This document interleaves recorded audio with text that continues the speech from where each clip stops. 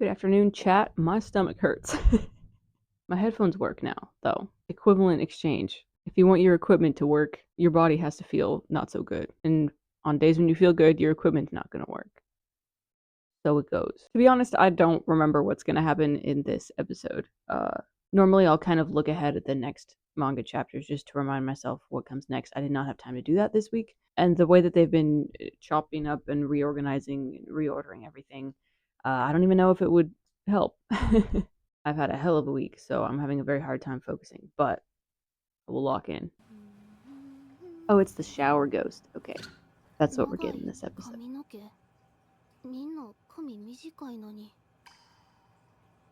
Ew. Someone else's wet, detached hair on me is one of my least favorite sensations.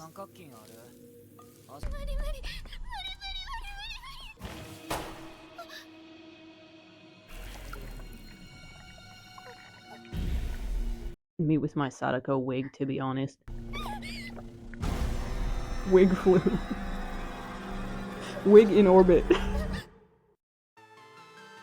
Even if it wasn't a ghost, just finding a bunch of long hair in a house where nobody has long hair is pretty horrifying on its own. Who is in my shower?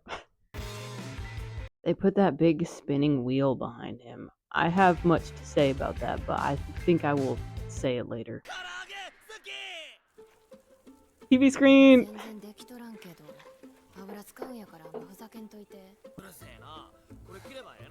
Is that a smile? Yes, girl.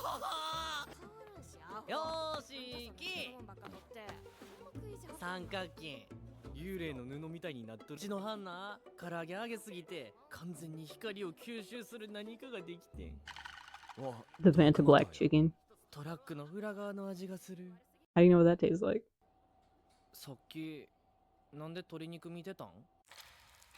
You know. Girl, you know. Well, it feels like your guts.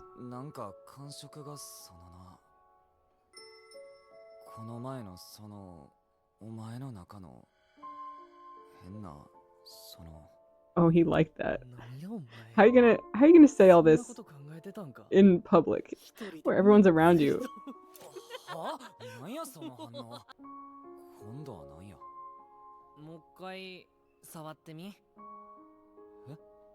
Average request between bros.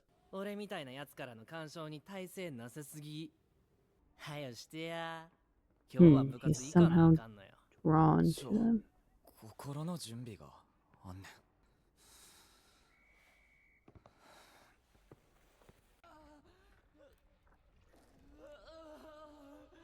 The whole arm.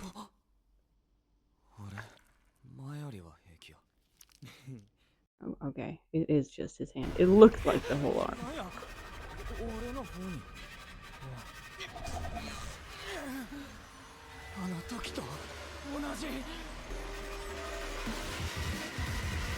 Whoa.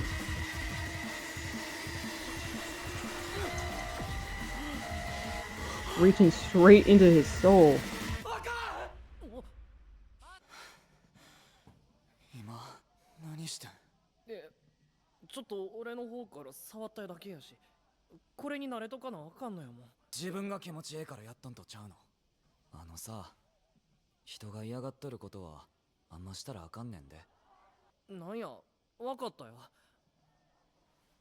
Or at least warn him before you try something.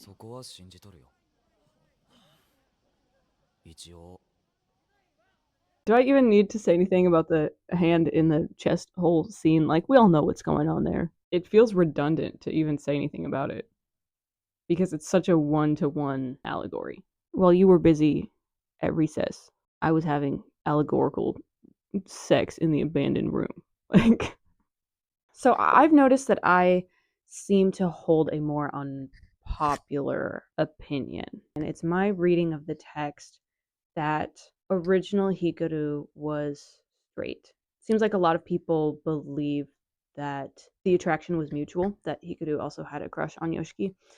And I can see it both ways. I think that the ambiguity is on purpose. We don't know the old Hikaru. We only know him through Yoshiki's eyes. and we will never know him. And that is a very important part of the story. Ambiguity, the uncertainty, the not ever fully really knowing is a necessity in the story. Because now that he's dead, we can never know. We can try to extrapolate based on what we see and based on what new Hikaru can remember, but he's not very reliable because he doesn't understand human emotions very well. So anyway, all of that to say, I don't know why I prefer the reading of a straight Hikaru. I think maybe because it makes things worse. It makes things sadder, and I like things sadder. Or maybe just because I think it's more interesting to look at it from the perspective of uh, mutual love but misaligned orientations. The love that was there was very real, but um, different for both parties. I don't know. I just find it so much more interesting that way. And it's not to knock on the bisexual Hikaru reading. I think that's valid. I think it's supported by the text, but I think I just like things to be messier. I like it in a story when things aren't simple. And reading the text as saying that both of the boys were interested in each other romantically, but just never crossed that bridge, simplifies it in a way, makes it a little happier, even though Hikaru's dead and it doesn't change anything and we'll never know and nothing can ever be done. But I think maybe I just like the futility and the difficulty of a straight Hikaru, because then you have to wonder, if he hadn't died, what would have happened? That's a much more complicated route to go down. So I'm realizing that I'm in the minority here, but I thought I would just make my case and see if anybody else is on this train with me. And I think maybe I just find that much more relatable to my own experiences. One person loves and the other person is in love, and it's not something that can ever really be overcome. How do you work through that? A friendship that turned into a crush, but there's a misaligned orientation, and so it's really hard to deal with that, and you don't want to ruin anything. You don't want the other person to feel not loved or less than, or like you can't be friends anymore, but there's a serious like stepping back reconsideration of the relationship that has to happen. And for me it just meant I have to step back from this friendship, maintain the friendship, but step way, way back from it until feelings can be resolved, until things can go away, and then we can go on and continue as friends. And to this day, we're still friends. And it's great, and there's no hard feelings on either side. And the romantic love passed, but the friendship love is still there and still very strong. And so maybe that's just why I almost want Hikaru to have been straight, because I want to see my own experience sort of reflected in the show. So maybe it is just a selfish thing for me that I find it more relatable. I don't know.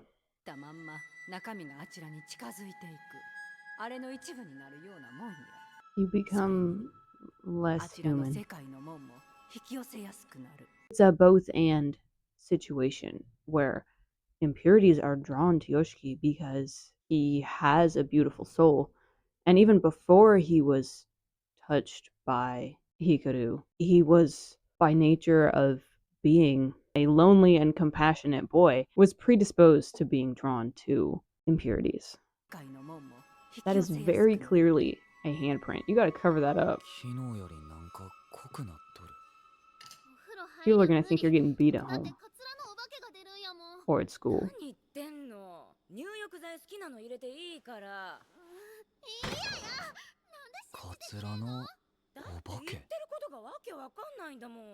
On the surface, Kaoru seems like a bit of a brat, but then you see the way that mom talks to her, and you're like, oh, I get it. I understand why she's like that.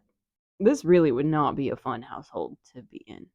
Like, your dad is around, but functionally absent. Mom doesn't seem to care, is not really involved in her kids' lives, doesn't care that her kid's skipping school, tries to shift off responsibility all the time, is not aware of everything going on with her son. This song, release thy grasp on this song. If I have to listen to this chop ho to knock it any longer, I swear. It cuts on a spiritual plane, though. Even when I'm like making fun of him, he ends up saying exactly what I said and doing exactly what I did.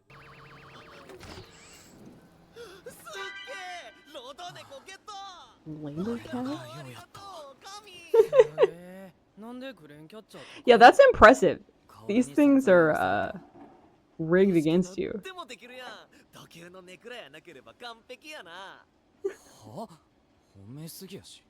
That's a compliment. That's a compliment. Yeah.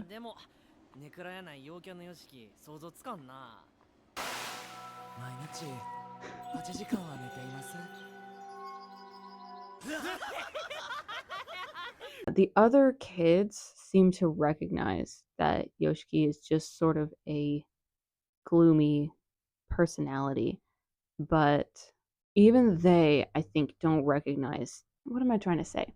It's like the signs of depression in Yoshiki's life are very, very obvious, but the adults seem to brush it off as a phase. They're just like, oh, he's a teenager, he'll grow out of it. Cut your bangs, stop sleeping so much. Come out of your room, participate in the real world type stuff that I'm sure we've all heard. But the kids are just like, oh, that's how he is. I think because he's always been a somber, reserved person, the kids can recognize the depression, but don't recognize that it's depression. Does that make sense? Boys are out tonight, huh?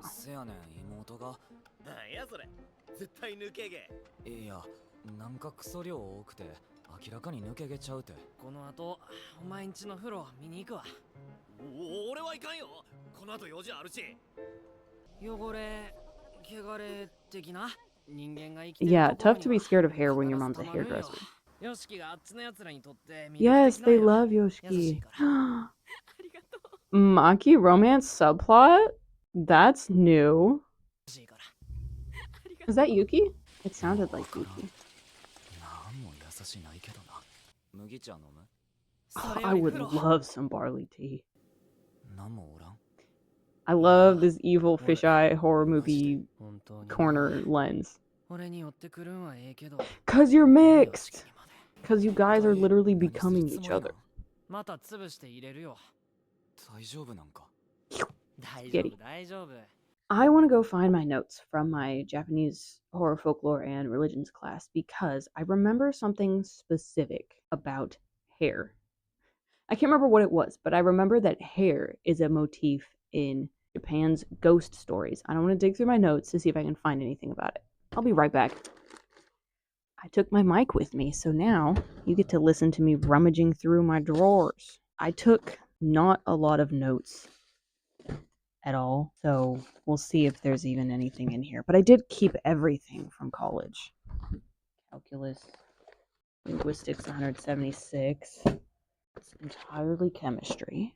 It's East Asian 110. Chinese science fiction. Art history. Information structure of Mandarin adverbs. Forensic phonetics. Intro to logic. Okay, wait. I found it.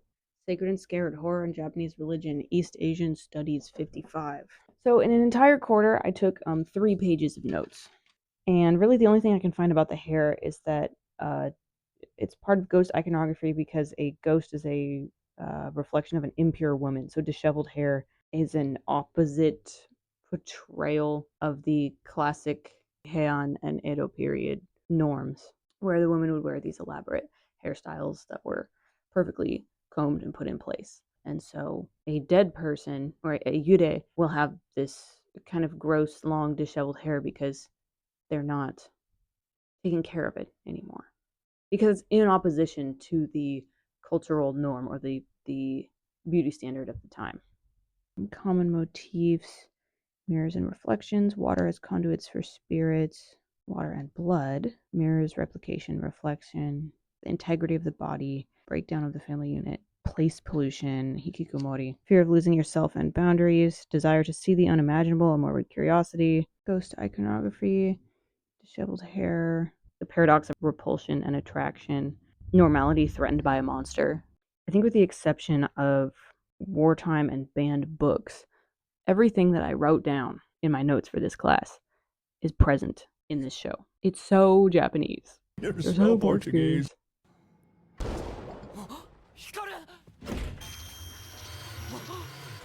Ooh.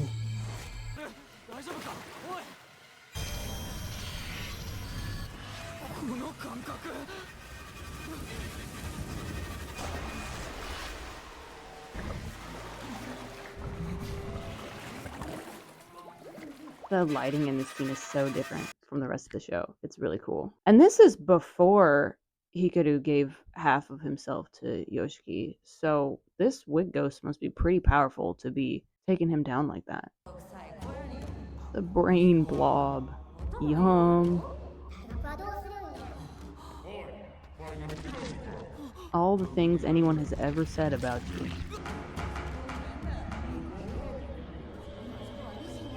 Brain slices? CT scans? Wow.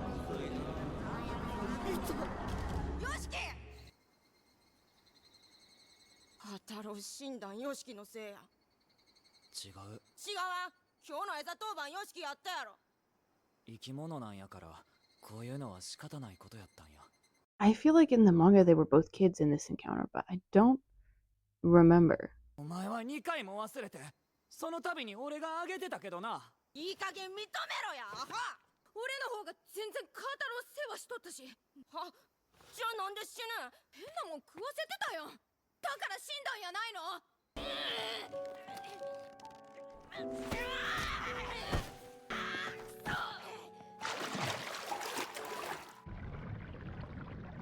When they were fighting, Yoshiki was crying and Hikaru was not. Whoa! Oh, I did not like that.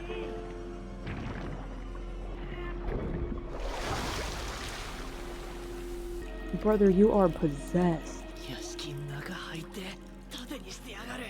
Got those Irumi Hunter x Hunter eyes.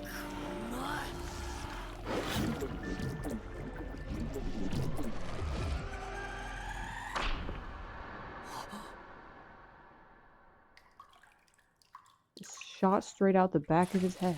Wig flew. よかった。何して。 That is a crazy bite mark. 血で取る。 It's so deep. ごめん。なんで謝る。お前にちょっと体勢ついとって助かった。光を水に沈める手の感覚だけ覚えとって、俺はいつかまたこいつを手にかけるんちゃうか。でもお前が戻ってきて本当によかった。守るって言ったそばからこんなんで泣きそうや。帰よう。帰るでも捕まえに行くか。いやや、田舎草。田舎嫌いやな。別に悪いとこばかりはないの知っとるよ。ただ俺の居場所やないって思うだけ。夕飯食ってく？食べたい。ヒカルむっちゃ食うからな。成長期やもん。あの化け物が薫や母さんに襲いかかっとったら。Would Hikaru have intervened? なあ、ヨシキはもう育たんでええやろ。ヨシキの分食うてええ。 I think this is an extended scene. まだまだ育つわ。成長痛で毎晩足がミシミシいっとるからな。ね、怖っ。植物かよ。こいつは光やないし、人間ですらないけど、きっとこのままいけば人として暮らしていける可能性やって。 That's a very big if. I was talking to my sister about this show. She hasn't seen it, but I was just like telling her about it. I was trying to explain how these characters and the situations they're in, nobody has ever experienced anything like that. Even in fiction, there's scenarios in here that I've never seen before. But there's such a realness and an authenticity and a relatability to it, because even if the situation is completely unreal, the emotions and the interpersonal aspects are very real. And I almost feel like the strangeness, horror, and absurdity of the scenario heightens the reality of these universal, everyday high school experiences. I hope that makes sense. I haven't had a lot of time to think on this or to try to put it into words well, but I think that somehow the contrast of an insane, absurd scenario paired with experiences that a lot of people can relate to makes the relatable experiences seem that much more real. Have I ever fought a wig ghost in a bathtub with a friend? No, but I have sat sopping wet on the patio with a friend before, looking out into the night and just talked about stuff. And so that's relatable and realistic to me. And it feels so true to life. The post credits. Man, come on.